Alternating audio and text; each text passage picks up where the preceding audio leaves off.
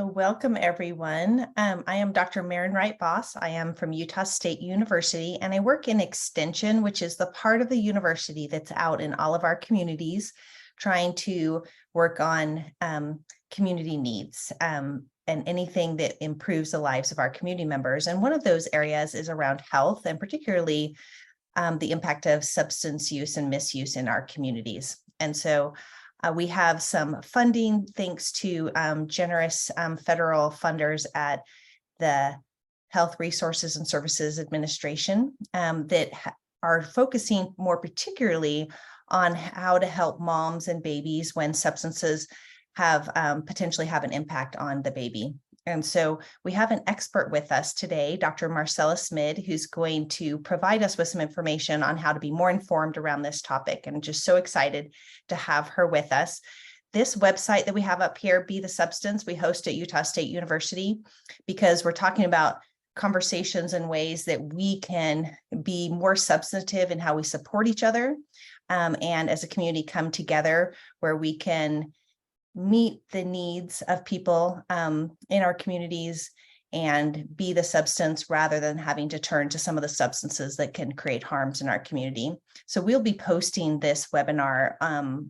We're recording it today. We'll be posting it for us to have ongoing access to it. So I just wanted to show you this website. I'm going to let Dr. Smid share her presentation, but I want to give you just a little bit of an introduction to how amazing she is. Super excited to have her with us. Let's go ahead and move to your bio slide, Dr. Smid, so that we can tell people about you. She's a board certified maternal-fetal medicine and addiction medicine physician. She's also an assistant professor at the University of Utah, and she's the medical director for substance use and pregnancy recovery addiction dependence, a specialty clinic called SUPeRAD that's in our community. And Dr. Smid, if you could move the chat box, the little webinar chat off to the side, it's showing up on the screen. You can just little X out of it if you can. Thank you so much. So she's been a member of the Perinatal Mortality Committee since 2016. Her research focuses on addiction interventions for pregnant and postpartum individuals. As I mentioned, she directs the SUPeRAD clinic and is serving the vulnerable moms and their babies in our community and is just an expert in this area. I mentioned as people were joining that we have a pre-training survey. The QR code is right there. Jennifer has also dropped that link into the chat box. So if you have that in your Zoom functions, you can click on that link from the chat box. We invite you to go ahead and take that pre-training survey. And then at the end of the training today, we'll be providing a post-training survey. We'll also email that out to you if you miss it here at the end. And there will be a small stipend for taking that survey. We appreciate both your attendance today, learning more with us, and also giving us an opportunity to see what people's attitudes and needs are in our community so that we can support vulnerable moms and their babies. And so with that introduction, I want to turn the time over to Dr. Smid. Jennifer, do we still have that chat box there? Do we need to, or maybe that's on my screen. I apologize. That was my bad. I will go ahead and turn the time over to Dr. Smid. Hey, great. Thanks so much. I am excited to be here. Thank you for that lovely introduction. Let's make sure technology is working. Okay, so the only other, backing up one slide and just giving you my disclosures that I have some research funding from Gilead and Lydia for these treatments, and I have some some NIDA and some CDC funding for some of the research that I do. Okay, so thank you. So I'm going to start with this with who is this person and why is she here? And I actually started putting pictures of my mom on these slides. So this is actually me and my mom, because part of the reason that we're here is because my mom raised me to do a lot. She, I did not come out of the womb thinking I was going to do perinatal addiction. I do think it's worth kind of talking through just, I do a one slide about how I got to perinatal addiction, because I think it helps to contextualize kind of how I fell into it, how I fell into this line of work. And especially since this is around a community webinar and there's 60 of you joining at 6:30 in the evening, you should at least know who I'm coming from and transparently understand what biases my views on this. So I did my medical anthropology degree at Case Western Reserve in Cleveland, and I really focused on the anthropology of birth. And then I did a master's in pregnancy decision-making among homeless youth when I was at Berkeley, and then studied for a year in Mexico with midwives. Still didn't realize I was going to be an OB. Took that year to realize that I was going to be an OB. An OB-GYN residency, I did that at University of Chicago. And then a fellowship was actually the first time I received really any formal training around addiction. And so I think that's an important thing to stress, especially as we talk about stigma and bias and how we all got to developing that stigma. So I got to really not just like my specialty training, but my subspecialty training before I received any formal education around addiction. And it was really just because I was required to get an X waiver, the ability to prescribe buprenorphine. And then when I arrived at the University of Utah in the MFM faculty, I thought I was recruited to research and create a program for pregnancy after bariatric surgery and obesity, which seems like a far off lead, but it actually really has, particularly in the realm of stigma and bias, there are a lot of similarities between individuals who are struggling with obesity and individuals who are struggling with substance use disorder. And then about a year into being here in Utah faculty, my Jasmine Charles, who's the lovely human who you see here, she's my PA and the clinical director of the SUPeRAD clinic. I'm the medical director. And that was on SUPeRAD's first birthday. And so we really started this. There were 6 of us in a room together, 2 MAs, 2 providers, 1 addiction fellow, and 1 volunteer that helped us kind of connect people to resources. And then through that, we kind of learned, and we have evolved, and even the words and the language in a lot of the ways I'm going to talk about concrete ways that you can fight stigma around pregnant and parenting people. We learned over time. And so I'm not a pediatrician, and I know the basics. I probably know pediatrics and neonatal opioid withdrawal syndrome like 201, but I'm certainly not an expert in the treatment of that. But I do want to talk about how we can really get rid of some of the stigma, and what are concrete ways that you in your everyday life can help fight the stigma that pregnant and parenting individuals with substance use disorders suffer from. So it's not going to be perfect. That's okay. And we're going to do our best. Okay, so the learning objectives are, we're going to understand Addiction 101. We're going to review the ways in which stigma and discrimination are associated with substance use and pregnancy. I'm going to go over what really is in Utah's mandated reporting statutes, and what is required to be reported and what is not required to be reported. And I think that's a really important. I mean, you can't talk about substance use and pregnancy without talking about mandated reporting and child protective services. And then I'll talk a little bit about some neonatal abstinence syndrome, or I'll use the terms NAS and NOWS interchangeably, that can reduce some of the stigma that we see with parents in the delivery hospitalization. Okay, so let's talk about addiction. So if any of you have seen me talk, I always start with these and what are these basic definitions, because I think people don't really, and none of us really were trained, at least those of us, maybe if you were younger than 25, you were getting some formal training. But those of, I'm 42. Like I said, I didn't really get any formal training until I was well into my fellowship around addiction. So starting with just the words that we use to talk about substance use is really important. So substance use is really sporadic consumption, generally without adverse consequences. And so that is something that is highly ubiquitous among humans. Humans like substances, we use them across all cultures, all societies, all walks of life. We like to alter the way that our brain is experiencing the world.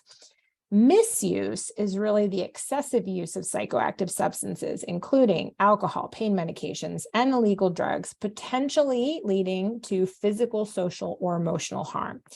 And so that really is, again, a pretty ubiquitous experience that many people, and if I did a confidential survey amongst the folks that are on here, many of you would probably say that at some point in your life, you have misused a substance to, potentially that could have led to physical, social, or emotional harms, which could be, I drove my car when I really had one too many drinks. That's misuse.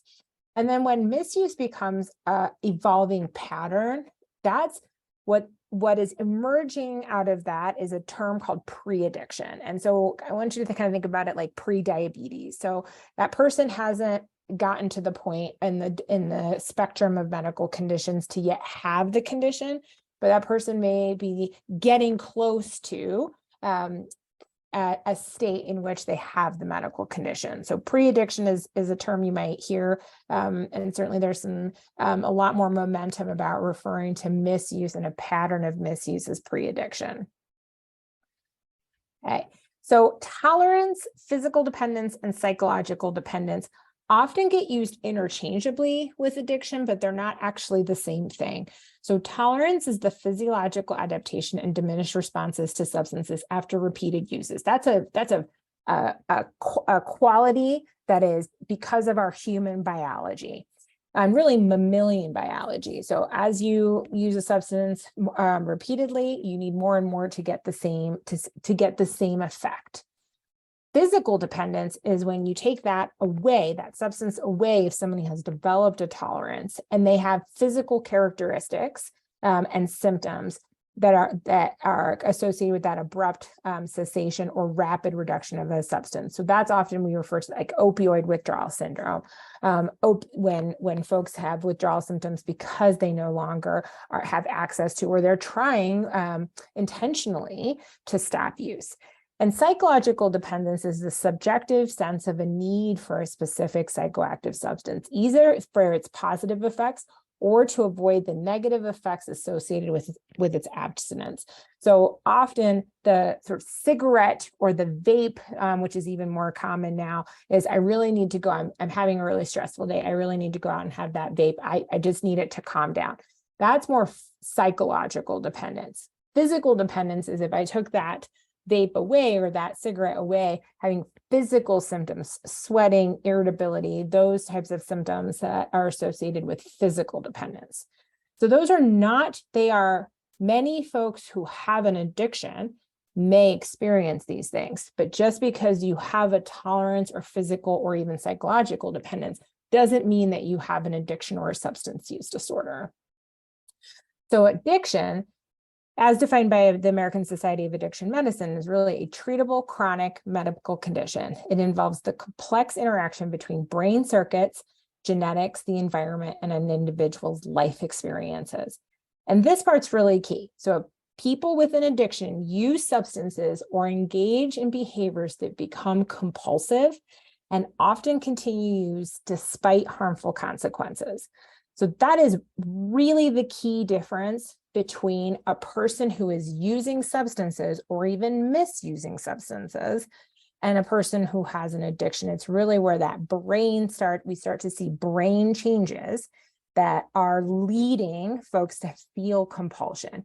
It's really important, particularly in the talk about stigma, is that it's not a moral failing. It really, so you see a thing about diabetes up there. It is a chronic condition that generally requires medical and professional help to overcome. Okay, so a substance use disorder. So this is really a criteria. How do we diagnose a substance use disorder? So addiction is kind of the state of the brain changes that have happened. And the substance use disorder, you have to have 2 or more symptoms in the past year that are resulting in distress or impairment. And if you only have tolerance and withdrawal, that doesn't necessarily imply a disorder. So there are many people, for example, at the Huntsman, who have absolutely opioid tolerance and withdrawal symptoms if they were to abruptly stop their opioids for treatment of their cancer. Those individuals don't have an opioid use disorder unless they start to meet some of these other criteria for loss of control or consequences. So it's really around that compulsion, distress, and impairment. And so we still see formally, so at the bottom, you can see those formally dependence and formally abuse. So one of the moves to really decrease the stigma around these conditions is to use appropriate and non-stigmatizing language. So abuse, so substance abuse should really just be, it's an outdated term, it's a stigmatizing term, it's a term we should really avoid using. So substance use disorder is the preferred term. So that's really leading into this diction of addiction. It's one of those key concrete things that you in your own day-to-day interaction with your own community, it's the way that we talk about people and the ways in which we talk about substance use. That is something that I would encourage you to practice, the diction of addiction, and avoid stigmatizing language. So words like addict, an opioid abuser, certainly not junkie.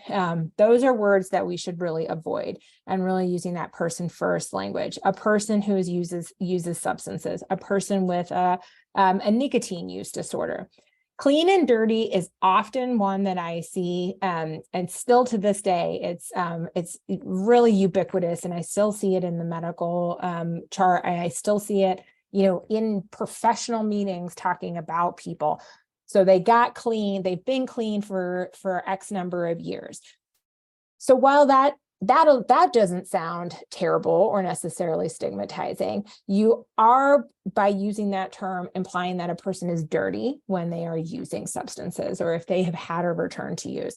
So it's really no longer uses substances, is in recovery, is in remission. If a person chooses to describe themselves as an addict, or they describe themselves as having gotten clean, that's a decision that a person can make. But when we're talking about a person, then we really want to use that person-centered language. Then when we're talking, this is a talk about pregnant people and parenting people and babies, we really want to avoid the term addicted newborn. It's an infant that had opioid exposure and may be at risk of neonatal opioid withdrawal syndrome. Born addicted, crack baby, like those should just be gone from the way that we talk about substance use disorders. And even things like MAT. So you often hear, SAMHSA still refers to things as MAT, so medication assisted therapy. We really encourage people to use medication for opioid use disorder, because you wouldn't describe insulin or metformin as medication assisted therapy for diabetes. It's just treatment. And so really the treatment for opioid use disorder, methadone, but buprenorphine, it's treatment. It's medication for opioid use disorder. It's not medication assisted. It is treatment. Okay, so it's not, for those of us who are at least 35 or older, we may remember Nancy Reagan's don't do drugs and the egg in the frying pan. And so I think that led a lot of us who grew up in that generation, there was a real stigmatizing messages about what drugs do and what they do to your brain as soon as that you're exposed to them. And that really doesn't describe the full spectrum of what happens to a person's brain, which does change with exposures to substances, and someone may develop an addiction.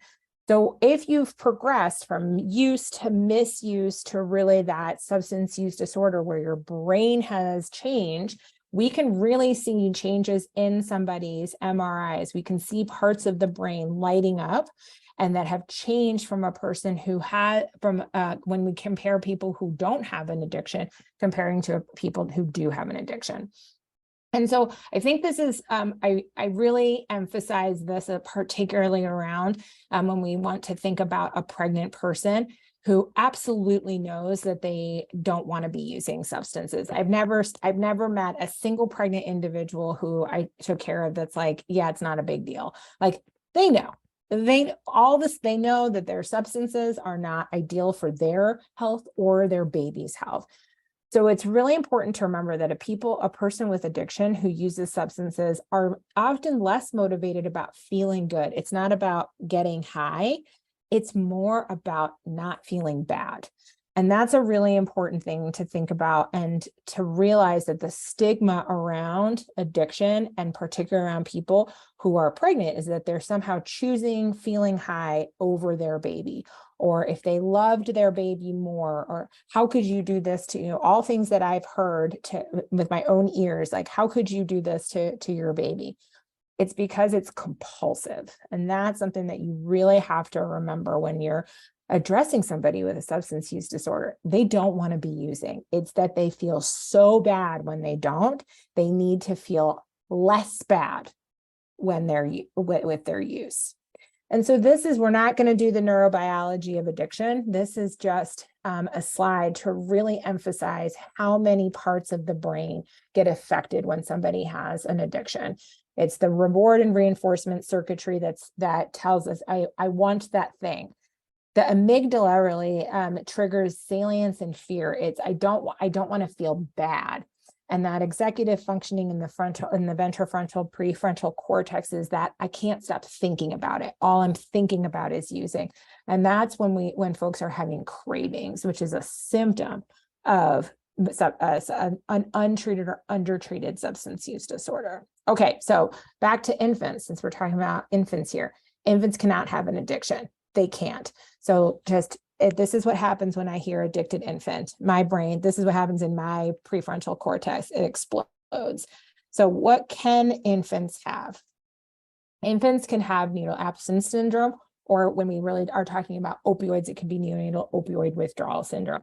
They may have a tolerance for opioids that they were exposed to in utero, and they may develop, and it's not always for certain, it's for opioids, for example, it's about a 50-50 shot if they're going to develop actually the constellation of symptoms that you see listed here. And that is a short-term self-limiting and treatable condition. So they can't have those three areas of the brain that I mentioned. Infants don't have those changes in their brains. This has actually there are certainly limited but emerging studies that have looked at infants' brains, and that's not the parts of their brains. There are some brain changes that may predispose them in the future to have or to develop an addiction, but we can't necessarily parse that out between a person who had fetal exposure or just parents who have an addiction. And if you look at the pedigree of somebody with an addiction, it looks very similar to the pedigree of somebody with diabetes. We see generations of people who often have it because there are environmental and genetic factors that may predispose people to developing an addiction. So what concrete things that you can do, referring to the conditions that infants may be at risk for, appropriately with these terms, and not things like born addicted or addicted baby. Okay, so now we're going to get a little bit more into stigma and discrimination.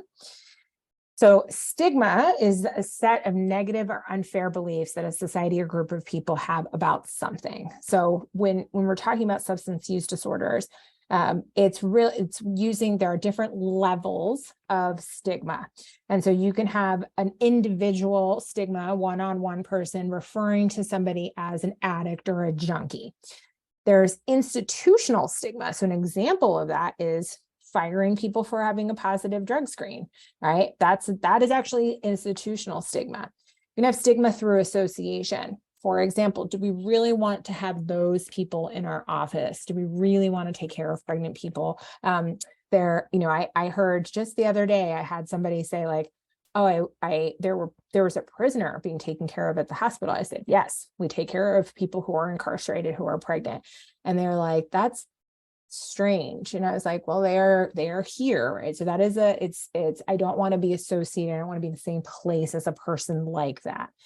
And then the worst stigma, or at least in my opinion, the worst stigma is internalized stigma, is that you believe, for example, that you deserve pain or suffering because you use drugs.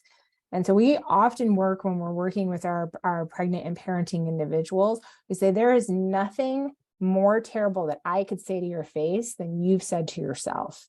Because all of these structural, environmental, institutional layers of stigma, people internalize that, and then they shame that. And the shame is really, It's not, I've done a bad thing. It's I'm a bad person for doing that thing. And we really see evidence from stigma, we see evidence that people who have been stigmatized for any number of reasons really have functional brain MRI changes that may predispose them to developing chronic medical conditions. So when we look at pregnant and parenting individuals with substance use disorder, there is a very high rate of co-occurring mental health conditions. And it's a little bit of the chicken or the egg. Did the mental health condition end up somebody self-treating with substances because that was untreated and then that exacerbated it?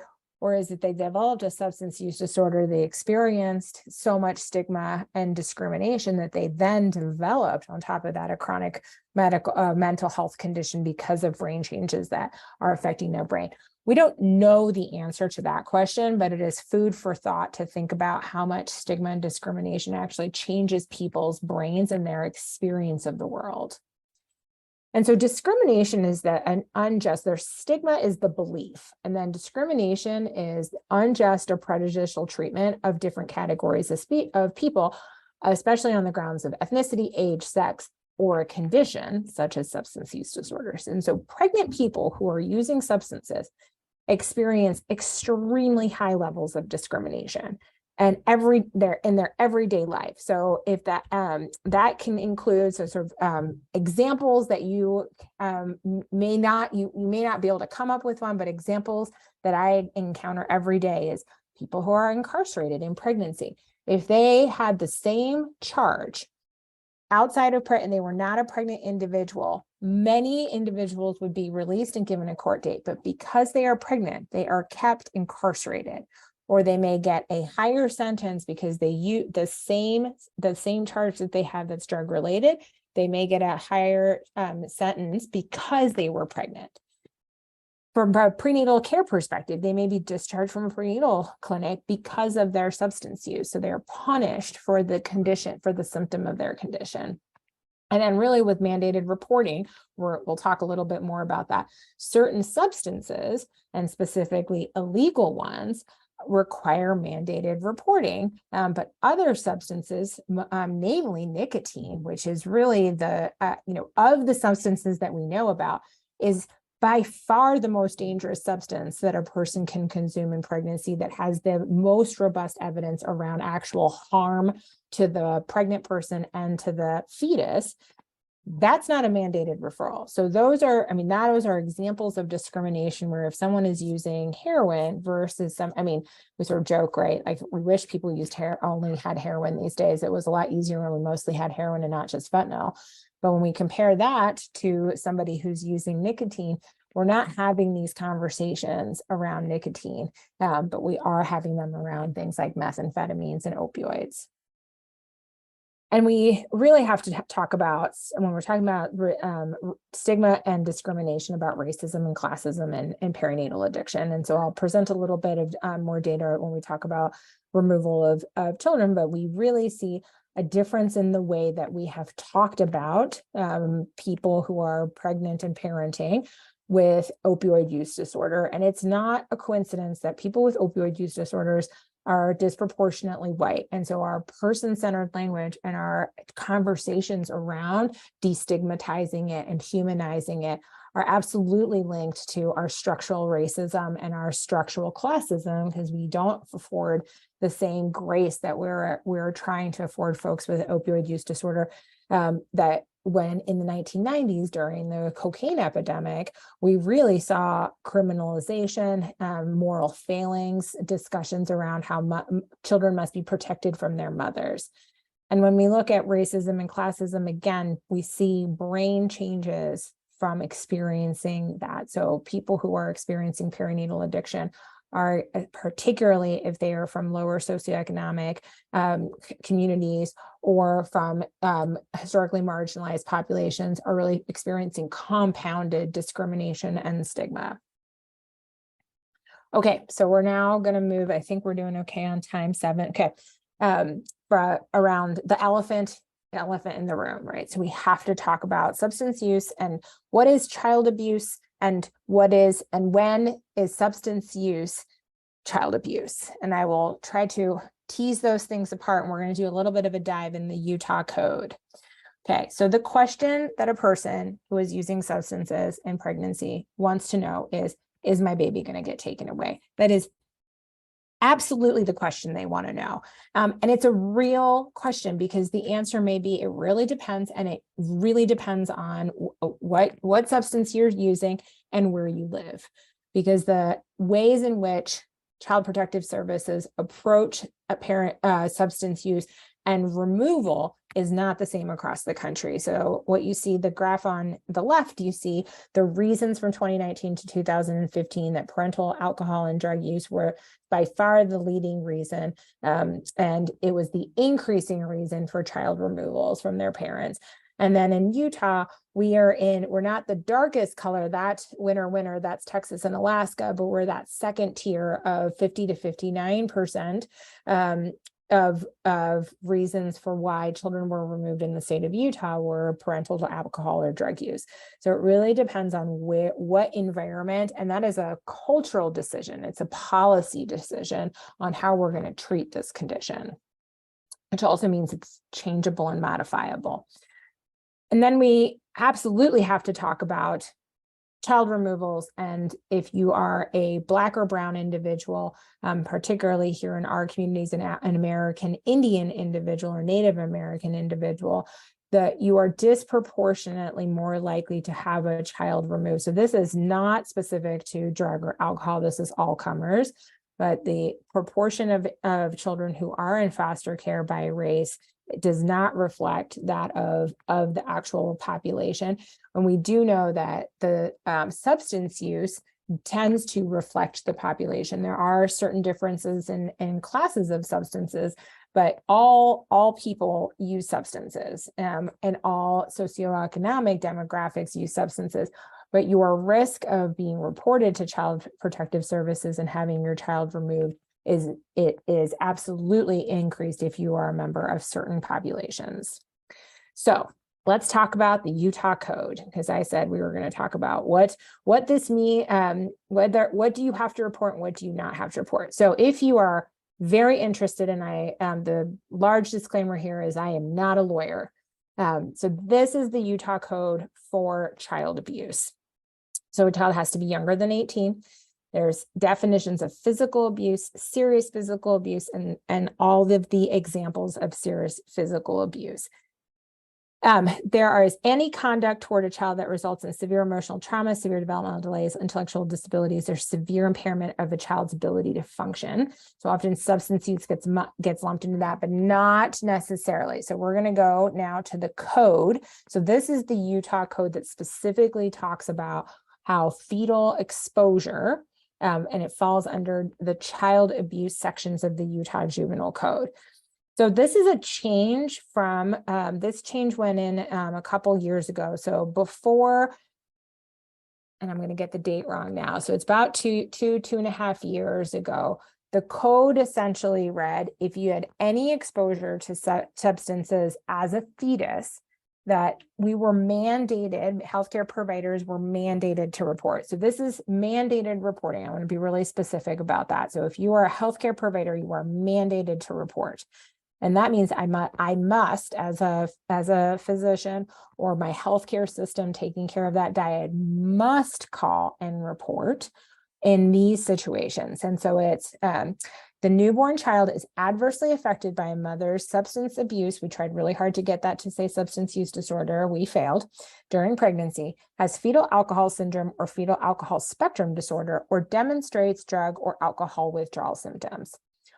Or the parent of a newborn child or a person responsible for a child's care demonstrates, and this is the important part, functional impairment or inability to care for a child as a result of the parent or person's substance abuse.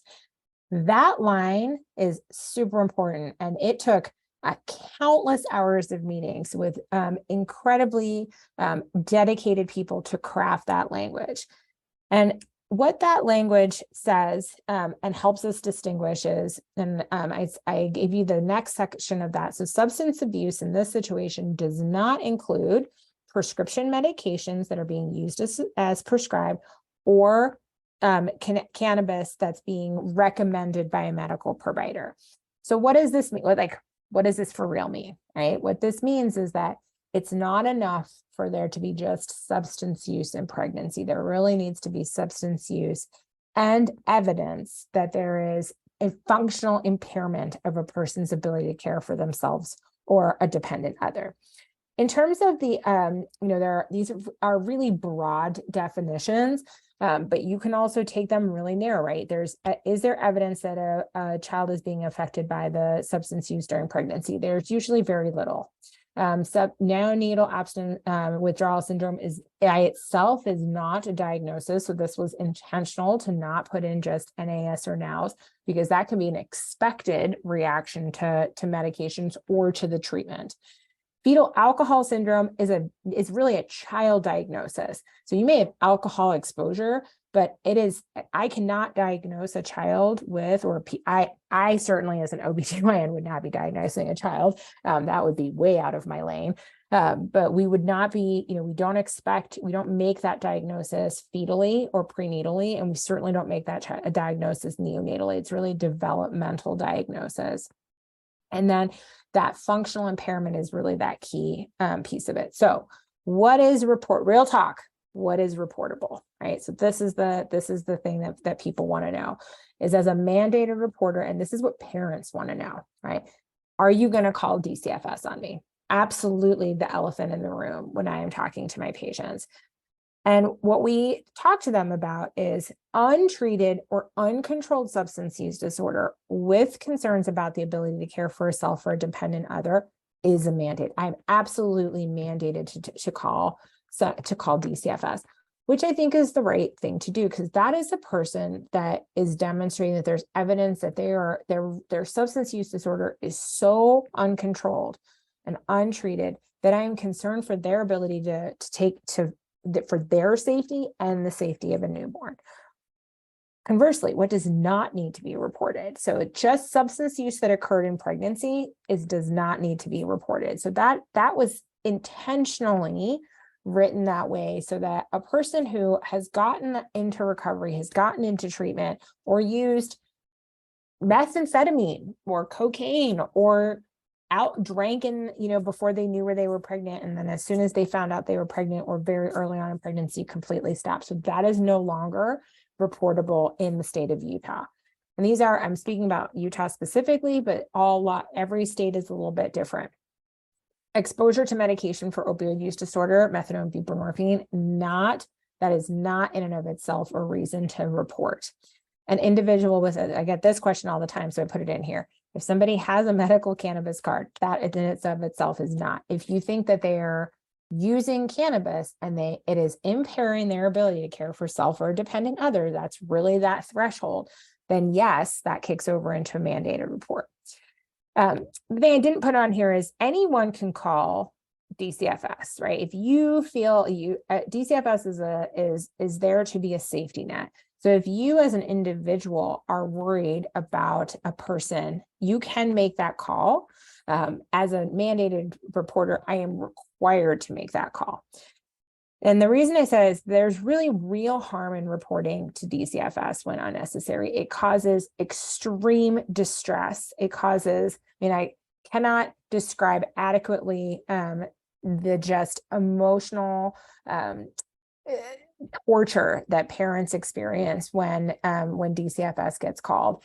And we've had plenty of experiences where if somebody got a DCFS call when somebody misread their chart or misinterpreted a urine toxicology, for example.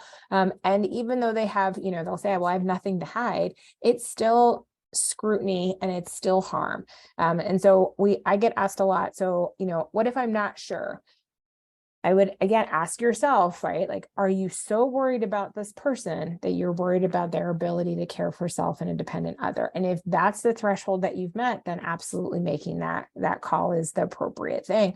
But if it's, well, they used heroin, like in the early part of pregnancy or even in the second trimester, but then they got into recovery, then that may not necessarily be a report. And we know it's hard and you can do hard things. Okay. So I'm going to go through a couple of things just to remember when you're approaching an individual around substances. So nearly 1 in 5 pregnant individuals will use a substance during pregnancy. And just a reminder, right, the most common substances are the legal substances, and the legal substances are the ones that we have the most robust data around harm. So that's specifically nicotine and alcohol.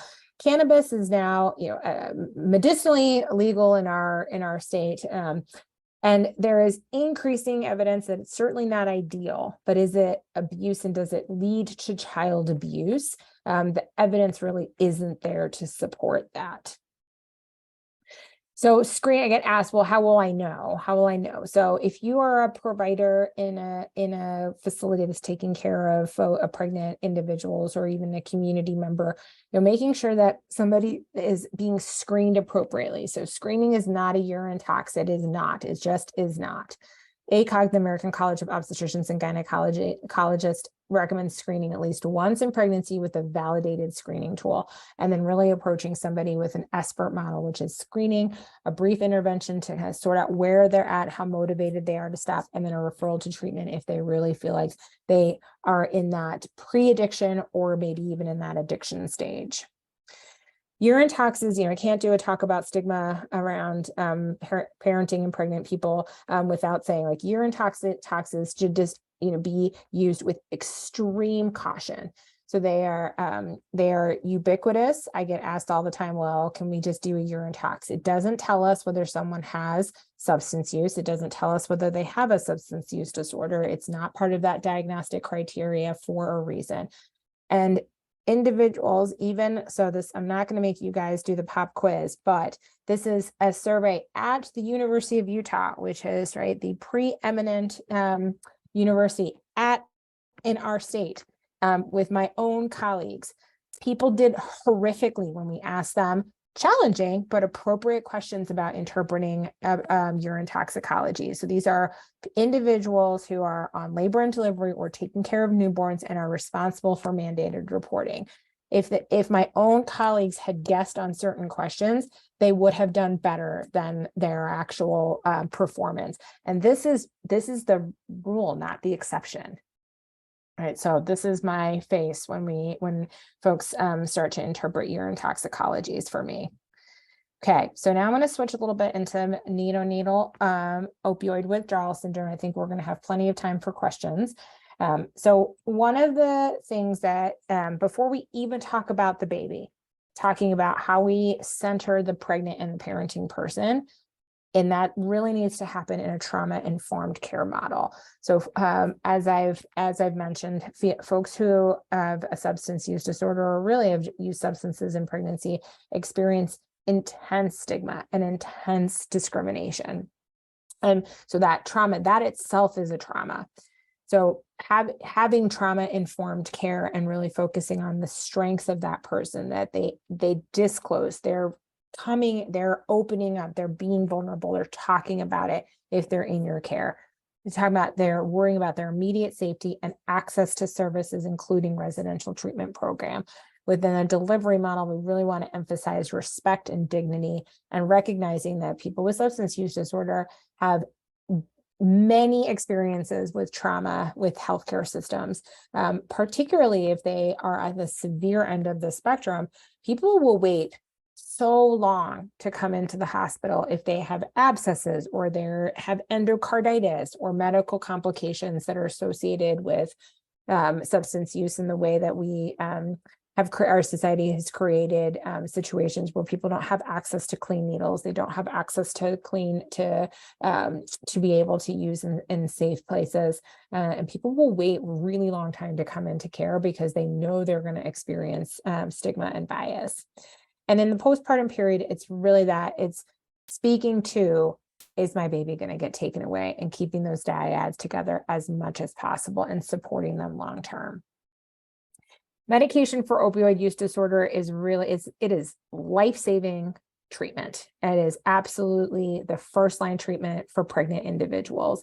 So the graph that you see on the right side is out of Massachusetts, but it's really showing that overdose events when somebody's on methadone or buprenorphine decreases overall in the year prior to delivery, first trimester, second trimester, third trimester, and particularly in that postpartum period.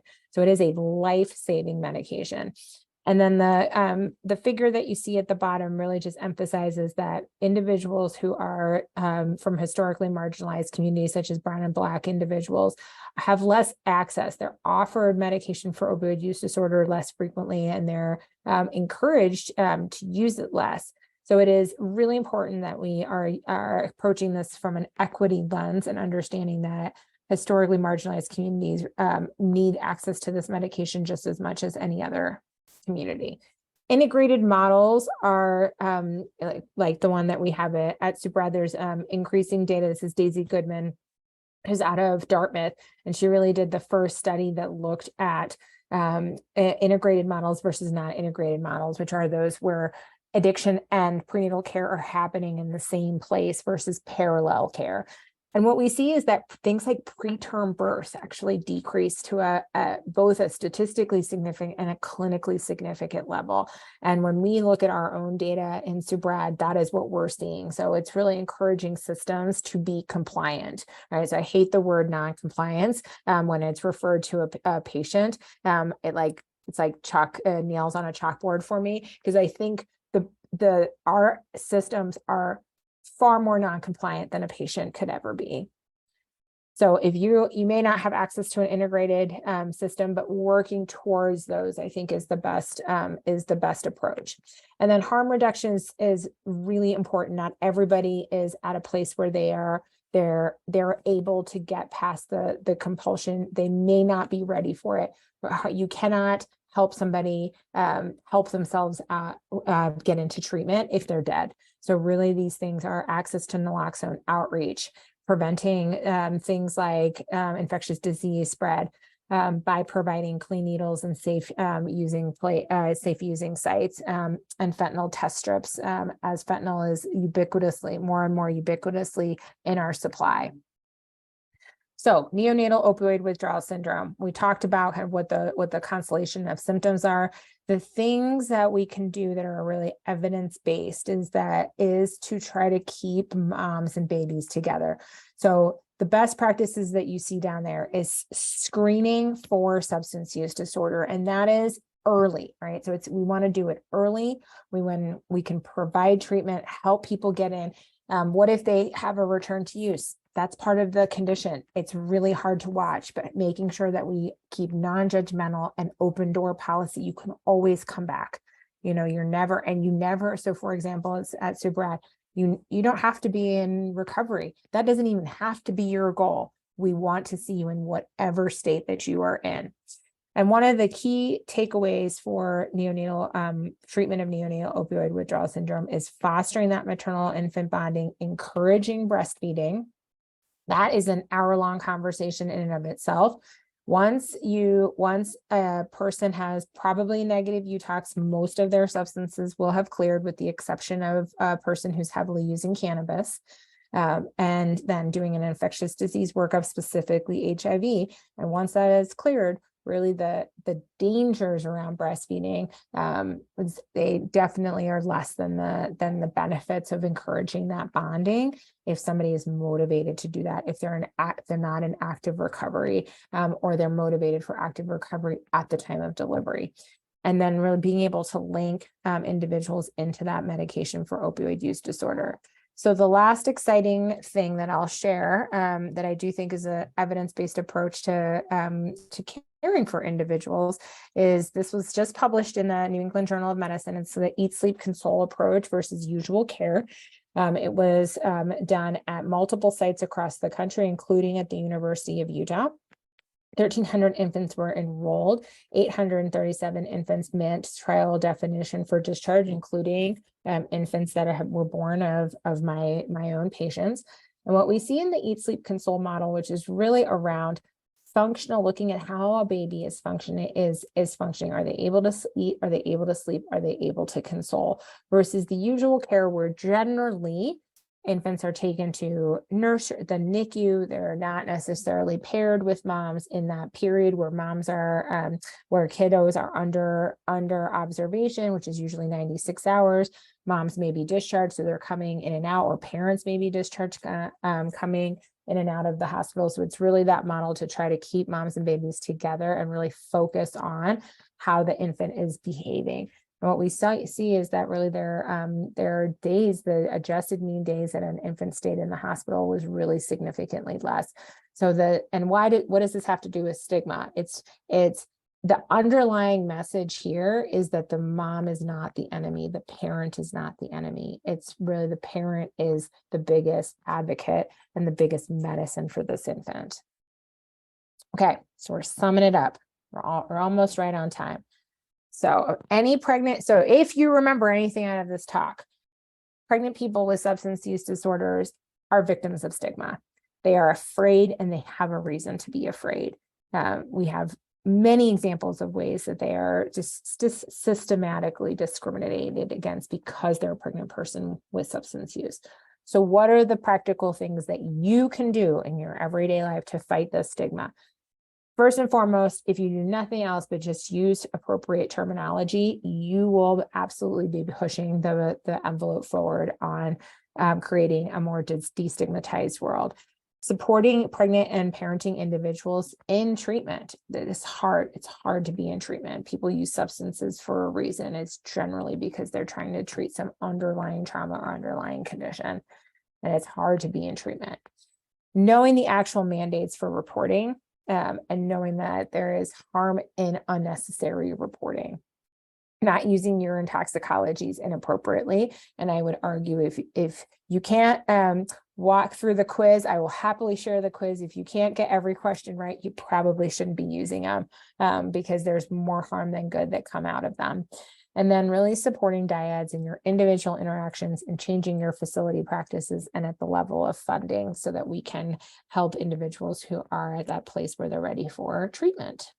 Okay, so questions. I think we're mostly on time. And then I will flash up this. This is the last one that you guys want me to put up, right? Yes, that's perfect. Okay. Thank you. And thank you for all of that amazing information and perspective. So we're inviting people to type your questions into the chat. Jennifer's going to read those to Dr. Smid as they come Great. in. So Jennifer, I kind of pre-populated with a couple of questions. So as people are getting a chance to formulate their thoughts and add them in, do you want to pick one to start with for Dr. Smid? Sure. First question, how do we get past the internal stigma? It seems like a big obstacle for getting people into treatment.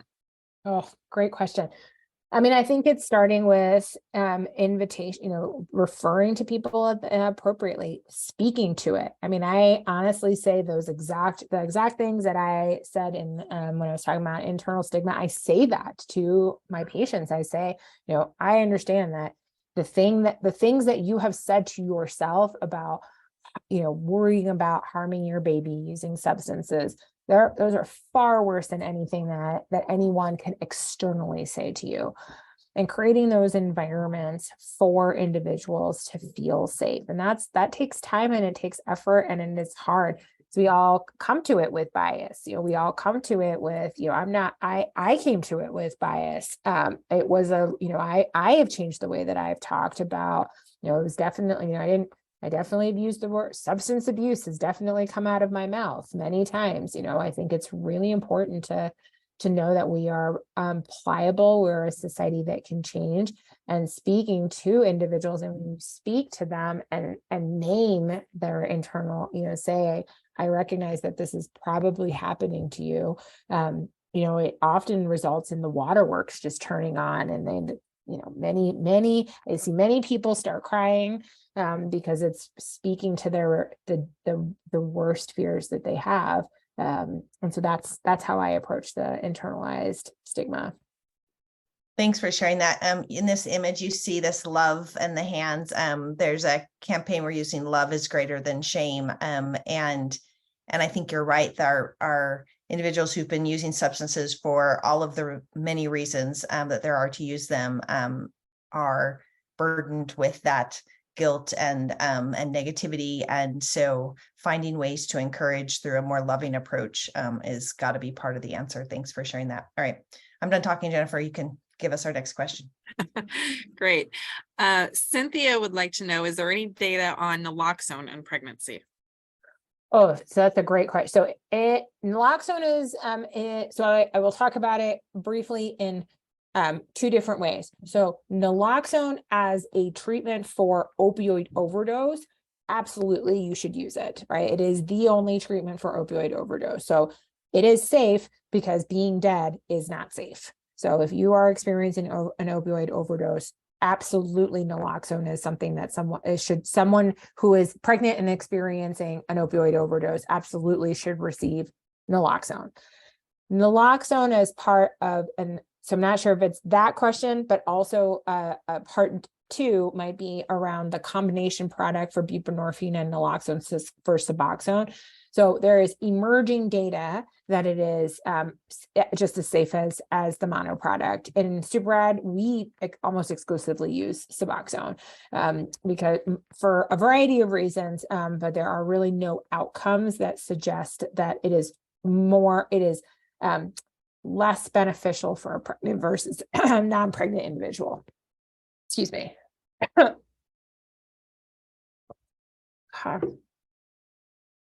Great questions. Cynthia said, yes, that was what she was asking. So thanks for that response. Absolutely. Then we have an anonymous question. It says, is there a resource list I can have on hand if I need to make referrals for my clients? So great. The best resource list is actually available at the Utah Department of Health page, or at least that's the one that we often use. Maybe we can send that out as well. It's the Maternal-Infant Health Program. It has a bunch of different resources that are available throughout the state. I think if you just Google in like Maternal-Infant Health Program opioids, I think it'll come fabulous. Dr. Smid, we'll make sure to get that when you send it to us up on the website as well, and we'll send those links out to everyone who's registered for the seminar. Thank you. Okay, next question. Alicia asks, when breastfeeding an infant when mom is in treatment using methadone and buprenorphine, are there any side effects that the baby goes through? Sorry, I'm trying to scroll and read at the same time. Through the breast milk.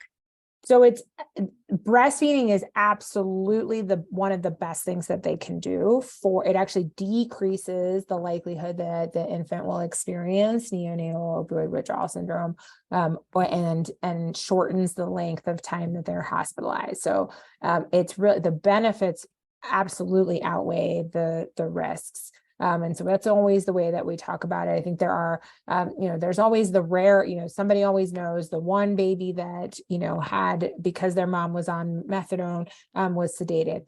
It's the evidence just doesn't bear that out. Really, the evidence bears out that breastfeeding and encouraging breastfeeding for a mom who's on medication for opioid use disorder is absolutely the best approach and the most evidence-based approach.